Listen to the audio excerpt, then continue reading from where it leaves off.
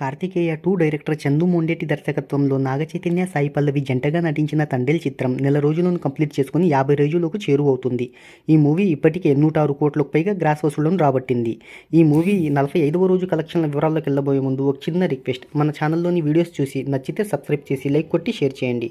ఈ movie trade వర్గాల లెక్కల ప్రకారం రిలీజ్ అయిన మొదటి వారంలో 49.4 కోట్లు, రెండో వారంలో 11.3 కోట్లు, మూడో వారంలో కేవలం 4.7 కోట్లను మాత్రమే రాబట్టింది. ఇప్పటికే 6 వారాలను కంప్లీట్ చేసుకున్న ఈ చిత్రం 6 వారాలకు గాను ఇండియాలో 66 కోట్లకు పైగా నెట్ను వసూలు చేసింది. ఇక తెలుగులో 64 కోట్లు, హిందీలో 56 లక్షలు, తమిళంలో 53 లక్షలను రాబట్టింది.